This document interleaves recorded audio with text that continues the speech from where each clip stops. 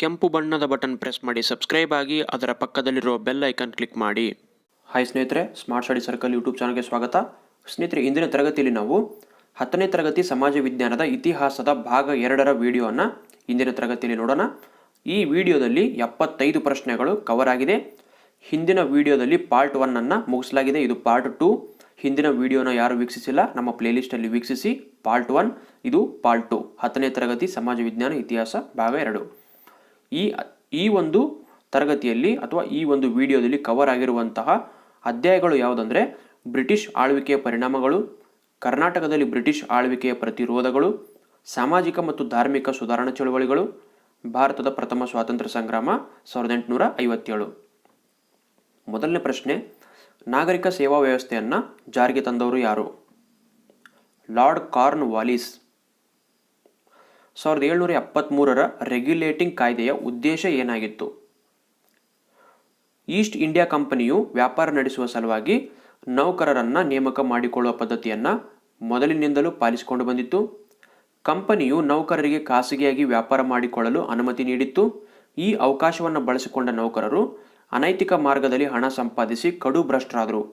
ಇದನ್ನು ತಡೆಯುವ ಸಲುವಾಗಿ 1773ರಲ್ಲಿ ಇಂಗ್ಲೆಂಡಿನ ಸರ್ಕಾರ ರೆಗ್ಯುಲೇಟಿಂಗ್ ಕಾಯ್ದೆಯನ್ನು ಭಾರತದಲ್ಲಿ ಜಾರಿಗೊಳಿಸಿತು. ಕಾಯ್ದೆಯ ಹೆಸರೇ ಸೂಚಿಸುವಂತೆ ಅದರ ಉದ್ದೇಶ ನಿಯಂತ್ರಣವನ್ನು ಹೇರುವುದು. ರೆಗ್ಯುಲೇಟ್ ಅಂದರೆ ನಿಯಂತ್ರಣ. ಹಿಂದೂಸ್ತಾನದಲ್ಲಿರುವ ಪ್ರತಿಯೊಬ್ಬ ಮೂಲ ನಿವಾಸಿಯೂ ಭ್ರಷ್ಟ ಎಂದು ಪ್ರತಿಪಾದಿಸಿದವನು ಯಾರು? Lord Cornwallis. Diwani Adalat ಎಂಬ ನಾಗರಿಕ ನ್ಯಾಯಾಲಯವನ್ನು ಸ್ಥಾಪಿಸಿದವರು ಯಾರು? Lord Warren Hastings. Warren Hastings ಅನ್ನು ಸ್ಥಾಪಿಸಿದ ಅಪರಾಧ ನ್ಯಾಯಾಲಯ ಯಾವುದು? Faujdari Adalat. Superintendent of police ಹುದ್ದೆಯನ್ನು ಸೃಷ್ಟಿಸಿದವನು ಯಾರು? Lord Cornwallis. ಬ್ರಿಟಿಷ್ ಮ್ಯಾಜಿಸ್ಟ್ರೇಟ್ಗಳನ್ನು ನೇಮಕ ಮಾಡುವ ಪದ್ಧತಿ ಜಾರಿಗೊಂಡಿದ್ದು ಯಾವಾಗ? 1781ರಲ್ಲಿ. ಪೊಲೀಸ್ ಕಾಯ್ದೆ ಜಾರಿಯಾಗಿದ್ದು ಯಾವಾಗ? 1861ರಲ್ಲಿ. ಈ ಕಾಯ್ದೆಯೇ ಕಾನೂನು ಮತ್ತು ಸುವ್ಯವಸ್ಥೆ ಆಡಳಿತಕ್ಕೆ ಮುಖ್ಯ ಅಡಿಪಾಯವಾಗಿದೆ. ಆದರೆ ಅಧಿಕಾರಿಗಳ ನೇಮಕಾತಿಯಲ್ಲಿ ಭಾರತೀಯರಿಗೆ ಅವಕಾಶ ಇರಲಿಲ್ಲ. ಎಲ್ಲಿ? ಪೊಲೀಸ್ ಕಾಯ್ದೆಯಲ್ಲಿ 1861ರಲ್ಲಿ ಜಾರಿಗೆ ಆಯಿತು. ಪೊಲೀಸ್ ಕಮಿಷನ್ ಕಾಯ್ದೆ ಜಾರಿಯಾಗಿದ್ದು ಯಾವಾಗ? 1902ರಲ್ಲಿ. ಈ ಕಾಯ್ದೆಯು ವಿದ್ಯಾರ್ಹತೆ ಪಡೆದವರನ್ನು ಅಧಿಕಾರಿ ಹುದ್ದೆಗೆ ನೇಮಿಸುವ ಅವಕಾಶವನ್ನು ಕಲ್ಪಿಸಿತು. ಖಾಯಂ ಜಮೀನ್ದಾರಿ ಪದ್ಧತಿಯನ್ನು ಜಾರಿಗೆ ತಂದವರು ಯಾರು? Lord Cornwallis. 1793ರಲ್ಲಿ ಬಂಗಾಳ ಮತ್ತು ಬಿಹಾರ ಪ್ರಾಂತ್ಯಗಳಲ್ಲಿ ಖಾಯಂ ಜಮೀನ್ದಾರಿ ಪದ್ಧತಿಯನ್ನು ಜಾರಿಗೊಳಿಸಿದ. ಖಾಯಂ ಜಮೀನ್ದಾರಿ ಪದ್ಧತಿಯಿಂದ ರೈತರಿಗಾದ ಅನ್ಯಾಯಗಳೇನು? ಈ ಪದ್ಧತಿಯಲ್ಲಿ ಜಮೀನ್ದಾರನು ಭೂಮಾಲೀಕನಾದನು. ಈ ಹೊಸ ಯೋಜನೆಯ ಪ್ರಕಾರ ಜಮೀನ್ದಾರನು ಪ್ರತಿ ವರ್ಷವೂ ನಿರ್ದಿಷ್ಟ ದಿನಕ್ಕೆ ಮೊದಲೇ ಅವನು ಒಪ್ಪಿಕೊಂಡಿದ್ದ ಕಂದಾಯದ ಮೊತ್ತವನ್ನು ಸರ್ಕಾರಕ್ಕೆ ಸಲ್ಲಿಸಬೇಕಾಗಿತ್ತು. ಭೂ ಮಾಲೀಕನಿಗೆ ಈ ಪದ್ಧತಿಯಿಂದ ಹೆಚ್ಚಿನ ಲಾಭವಾಯಿತು, ಏಕೆಂದರೆ ಸರ್ಕಾರಕ್ಕೆ ಸಲ್ಲಿಸಬೇಕಾದ ಹಣದ ಮೊತ್ತಕ್ಕಿಂತ ಹೆಚ್ಚಿಗೆ ವಸೂಲಿ ಮಾಡಿದ ಹಣವನ್ನು ಅವನೇ ಇಟ್ಟುಕೊಳ್ಳಬಹುದಾಗಿತ್ತು. ಬರಗಾಲ ಅಥವಾ ವಿಪರೀತ ಮಳೆಯ ಕಾರಣದಿಂದ ಕಂದಾಯ ವಸೂಲಿ ಮಾಡಲು ಸಾಧ್ಯವಾಗದೆ ಸರ್ಕಾರಕ್ಕೆ ಸಲ್ಲಿಸಬೇಕಾದ ಹಣದ ಮೊತ್ತವನ್ನು ಸಲ್ಲಿಸಲಾಗದಿದ್ದರೆ ಬ್ರಿಟಿಷ್ ಸರ್ಕಾರವು ಭೂಮಿಯ ಒಡೆತನವನ್ನು ಅವನಿಂದ ಕಸಿದುಕೊಳ್ತಾ ಇತ್ತು. ಈ ಪದ್ಧತಿಯಿಂದ ಬ್ರಿಟಿಷರಿಗೆ ಮತ್ತು ಜಮೀನ್ದಾರರಿಗೆ ಲಾಭವಾಯಿತೇ ವಿನಃ ರೈತರಿಗೆ ಲಾಭವಾಗಲಿಲ್ಲ. ಭಾರತದ ರೈತರು ಸಾಲದಲ್ಲೇ ಹುಟ್ಟಿ, ಸಾಲದಲ್ಲೇ ಬದುಕಿ, ಸಾಲದಲ್ಲೇ ಸತ್ತರು ಎಂಬ ಹೇಳಿಕೆಯನ್ನು ನೀಡಿದವರು ಯಾರು? ಚಾರ್ಲ್ಸ್ ಮೆಟಕಾಫ್ ಎಂಬ ಬ್ರಿಟಿಷ್ ಅಧಿಕಾರಿಯು ಬ್ರಿಟಿಷ್ ಭೂ ಕಂದಾಯ ನೀತಿಗಳಿಂದ ಭಾರತದ ರೈತರ ಮೇಲಾದ ಪರಿಣಾಮದ ಕುರಿತು ಈ ರೀತಿಯಾಗಿ ಹೇಳಿದ್ದಾರೆ. ಮಾಲ್ವಾರಿ ಪದ್ಧತಿಯನ್ನು ಜಾರಿಗೆ ತಂದವರು ಯಾರು? ಆರ್.ಎಂ. ಬರ್ಡ್ಸ್ ಮತ್ತು ಜೇಮ್ಸ್ ಥಾಮ್ಸನ್. ಮಹಲ್ವಾರಿ ಪದ್ಧತಿ ಅಂದರೆ ಏನು? ಮಹಲ್ ಎಂದರೆ ತಾಲೂಕು ಎಂದರ್ಥ. ಪ್ರಾಂತ್ಯಗಳಲ್ಲಿನ ಮಹಲುಗಳೇ ಸಾಮೂಹಿಕ ಒಪ್ಪಂದಗಳನ್ನು ಮಾಡಿಕೊಂಡು ಸರ್ಕಾರಕ್ಕೆ ತೆರಿಗೆಯನ್ನು ಸಲ್ಲಿಸುವ ಪದ್ಧತಿಯನ್ನು ಮಹಲ್ವಾರಿ ಪದ್ಧತಿ ಎಂದು ಕರೆಯಲಾಯಿತು. ಮಹಲ್ವಾರಿ ಪದ್ಧತಿಗೆ ಒಳಪಟ್ಟಿದ್ದ ಪ್ರಾಂತ್ಯಗಳು ಯಾವುವು? ಉತ್ತರ ಪ್ರದೇಶ, ಮಧ್ಯಪ್ರದೇಶ, ಪಂಜಾಬ್ ಮತ್ತು ದೆಹಲಿ. ರೈತವಾರಿ ಎಂಬ ಕಂದಾಯ ಪದ್ಧತಿಯನ್ನು ಜಾರಿಗೆ ತಂದವರು ಯಾರು? Alexander read. ರೈತವಾರಿ ಪದ್ಧತಿಯನ್ನು ಪ್ರಾಯೋಗಿಕವಾಗಿ ಯಾವ ಪ್ರಾಂತ್ಯದಲ್ಲಿ ಮೊದಲ ಬಾರಿಗೆ ಜಾರಿಗೆ ತರಲಾಯಿತು? ಬಾರಾಮಹಲ್ ಪ್ರಾಂತ್ಯದಲ್ಲಿ 1792ರಲ್ಲಿ ಜಾರಿಗೆ ತರಲಾಯಿತು. ರೈತವಾರಿ ಪದ್ಧತಿಯನ್ನು ಮದ್ರಾಸ್ ಮತ್ತು ಮೈಸೂರು ಪ್ರಾಂತ್ಯಗಳಲ್ಲಿ ಜಾರಿಗೊಳಿಸಿದವರು ಯಾರು? Thomas Munro 1801ರಲ್ಲಿ. ರೈತವಾರಿ ಪದ್ಧತಿಯ ಪ್ರಮುಖ ಅಂಶಗಳನ್ನು ವಿವರಿಸಿ. ಈ ಪದ್ಧತಿಯ ಪ್ರಕಾರ ಸರ್ಕಾರ ಮತ್ತು ರೈತನ ನಡುವೆ ನೇರ ಸಂಪರ್ಕ ಕಲ್ಪಿಸಲಾಯಿತು. ಭೂಮಿ ಉಳುಮೆ ಮಾಡುತ್ತಿದ್ದವನನ್ನು ಅದರ ಮಾಲೀಕನೆಂದು ಸರ್ಕಾರ ಮಾನ್ಯ ಮಾಡಿತು.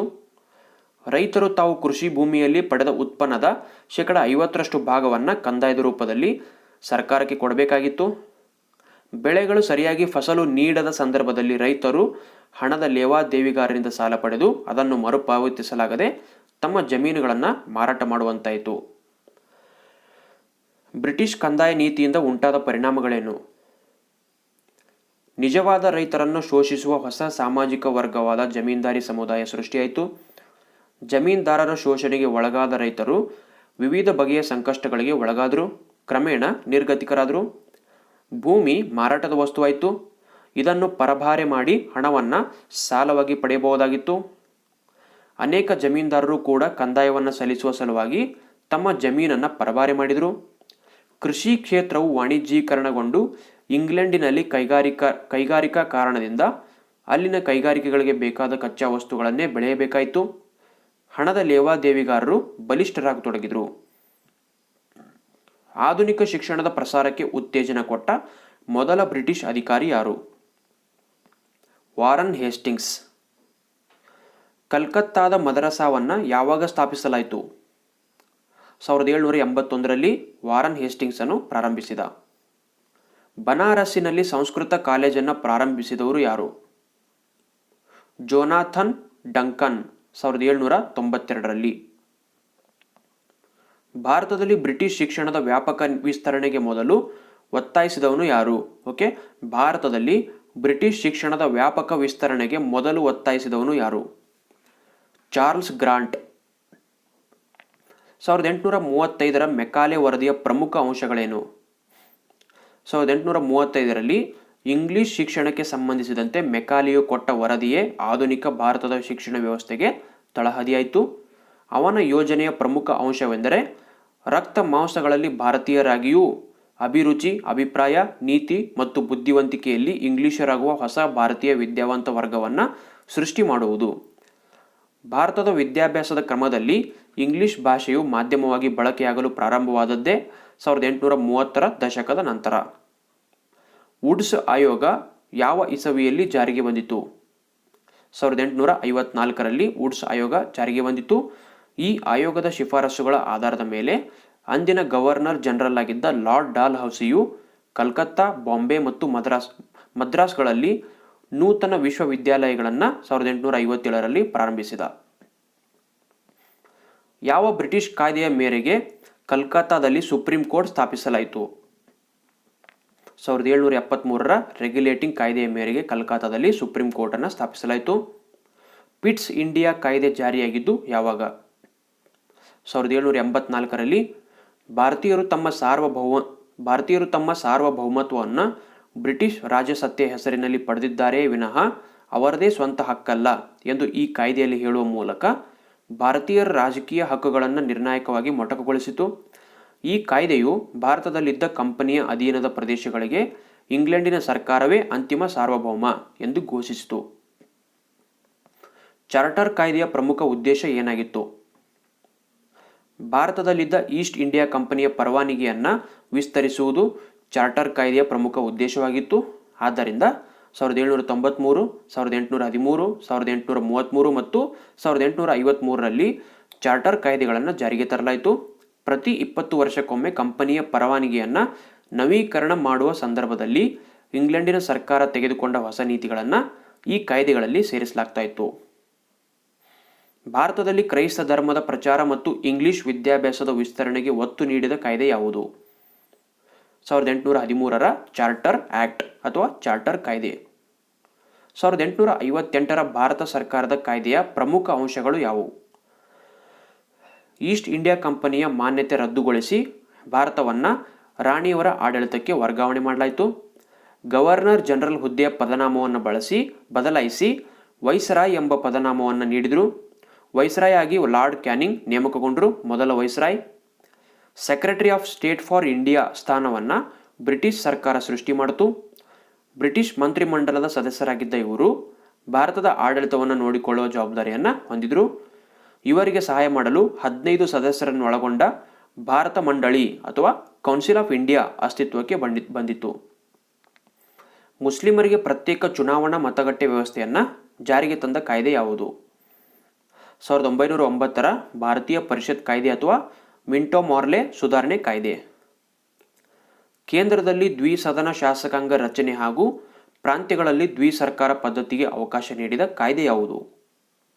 ಭಾರತ ಸರ್ಕಾರ ಕಾಯ್ದೆ 1919 ಅಥವಾ ಮಾಂಟೆಗೊ ಚೆಮ್ಸ್ಫರ್ಡ್ ಸುಧಾರಣಾ ಕಾಯ್ದೆ. 1935ರ ಭಾರತ ಸರ್ಕಾರದ ಕಾಯ್ದೆಯ ವಿಶೇಷತೆಯನ್ನು ಹಾಗೂ ಅದರ ಪ್ರಮುಖ ಅಂಶಗಳನ್ನು ವಿವರಿಸಿ.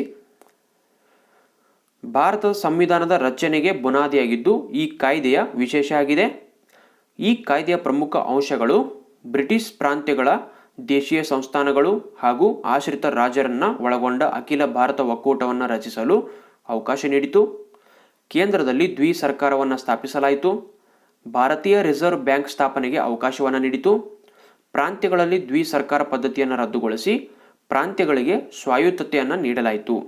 ಭಾರತದಲ್ಲಿ ಫೆಡರಲ್ ಕೋರ್ಟ್ ಸ್ಥಾಪನೆಗೆ ಅವಕಾಶವನ್ನು ನೀಡಲಾಯಿತು. ಮೊದಲನೇ ಆಂಗ್ಲೋ ಮೈಸೂರು ಯುದ್ಧ ಯಾವ ಒಪ್ಪಂದದೊಂದಿಗೆ ಮುಕ್ತಾಯಗೊಂಡಿತು? ಮೊದಲನೇ ಆಂಗ್ಲೋ ಮೈಸೂರು ಯುದ್ಧ 1767ರಿಂದ 1769ರವರೆಗೆ ನಡೆಯಿತು. ಹೈದರಾಲಿ ಮತ್ತು ಬ್ರಿಟಿಷರ ನಡುವೆ ನಡೆಯಿತು. 1769ರಲ್ಲಿ ಮದ್ರಾಸ್ ಒಪ್ಪಂದದೊಂದಿಗೆ ಮೊದಲನೇ ಆಂಗ್ಲೋ ಮೈಸೂರು ಯುದ್ಧ ಮುಕ್ತಾಯಗೊಂಡಿತು. ಎರಡನೇ ಆಂಗ್ಲೋ ಮೈಸೂರು ಯುದ್ಧ ಯಾವ ಒಪ್ಪಂದದೊಂದಿಗೆ ಮುಕ್ತಾಯಗೊಂಡಿತು?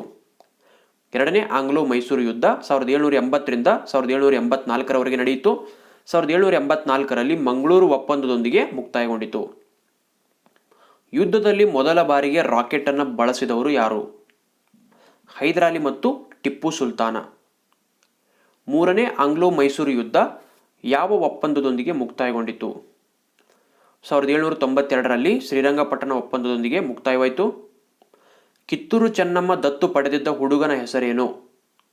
ಶಿವಲಿಂಗಪ್ಪ. ಅಮರಸುಳ್ಳೆ ಬಂಡಾಯವು ಮೂಲತಃ ಯಾವ ರೀತಿಯ ಬಂಡಾಯವಾಗಿದೆ? ರೈತರ ಬಂಡಾಯವಾಗಿದೆ. ಸುರಪುರ ಈಗಿನ ಯಾವ ಜಿಲ್ಲೆಯಲ್ಲಿದೆ? ಯಾದಗಿರಿ ಜಿಲ್ಲೆಯಲ್ಲಿ ಇದೆ. 19ನೇ ಶತಮಾನವನ್ನು ಯಾವ ಕಾಲವೆಂದು ಕರೆಯಲಾಗಿದೆ? ಸಮಾಜ ಸುಧಾರಣಾ ಕಾಲ ಮತ್ತು ಭಾರತೀಯ ನವೋದಯ ಕಾಲ ಎಂದು ಕರೆಯಲಾಗಿದೆ. 19ನೇ ಶತಮಾನ. ಬ್ರಹ್ಮ ಸಮಾಜವನ್ನು ಸ್ಥಾಪಿಸಿದವರು ಯಾರು? 1828ರಲ್ಲಿ ರಾಜಾರಾಮ್ ಮೋಹನ್ ರಾಯ್ ಅವರು ಸ್ಥಾಪನೆ ಮಾಡಿದರು. ರಾಜಾರಾಮ್ ಮೋಹನ್ ರಾಯರ ಸ್ಥಾಪಿಸಿದ ಸಭೆ ಯಾವುದು? ರಾಜಾರಾಮ್ ಮೋಹನ್ ರಾಯರು ತಮ್ಮ ಸ್ನೇಹಿತರೊಂದಿಗೆ ಕಲ್ಕತ್ತಾದಲ್ಲಿ ಆತ್ಮೀಯ ಸಭಾವನ್ನು ಪ್ರಾರಂಭಿಸಿದರು. ಈ ಸಭೆಯ ಪ್ರಮುಖ ಆಶಯಗಳೆಂದರೆ ಧಾರ್ಮಿಕ ಮತ್ತು ಸಾಮಾಜಿಕ ಪಿಡುಗುಗಳನ್ನು ಬಂಗಾಳದ ಸಮಾಜದಿಂದ ಕೊನೆಗೊಳಿಸುವುದು. ಯುವ ಬಂಗಾಳಿ ಚಳುವಳಿಯನ್ನು ಪ್ರಾರಂಭಿಸಿದವರು ಯಾರು? Henry Vivian Derozio. Henry Vivian ಡೆರೋಜಿಯೋರು ಸ್ಥಾಪಿಸಿದ ಚರ್ಚಾ ವೇದಿಕೆ ಯಾವುದು? ಅಕಾಡೆಮಿಕ್ ಅಸೋಸಿಯೇಷನ್ 1828ರಲ್ಲಿ ಸ್ಥಾಪಿತವಾಯಿತು. ರಾಜಾರಾಮ್ ಮೋಹನ್ ರಾಯರು ಪ್ರಾರಂಭಿಸಿದ ಪತ್ರಿಕೆ ಯಾವುದು? ಬಂಗಾಳಿ ಭಾಷೆಯಲ್ಲಿ ಸಂವಾದ ಕೌಮುದಿಯನ್ನು ಪ್ರಾರಂಭಿಸಿದರು. ಆರ್ಯ ಸಮಾಜದ ಸ್ಥಾಪಕರು ಯಾರು? ದಯಾನಂದ ಸರಸ್ವತಿಯವರು 1875ರಲ್ಲಿ ಬಾಂಬೆಯಲ್ಲಿ ಆರ್ಯ ಸಮಾಜವನ್ನು ಸ್ಥಾಪಿಸಿದರು. ದಯಾನಂದ ಸರಸ್ವತಿ ಅವರ ಆರಂಭಿಕ ಹೆಸರೇನು? ಮೂಲಶಂಕರ. ದಯಾನಂದ ಸರಸ್ವತಿಯವರು ರಚಿಸಿದ ಗ್ರಂಥ ಯಾವುದು? ಸತ್ಯಾರ್ಥ ಪ್ರಕಾಶ.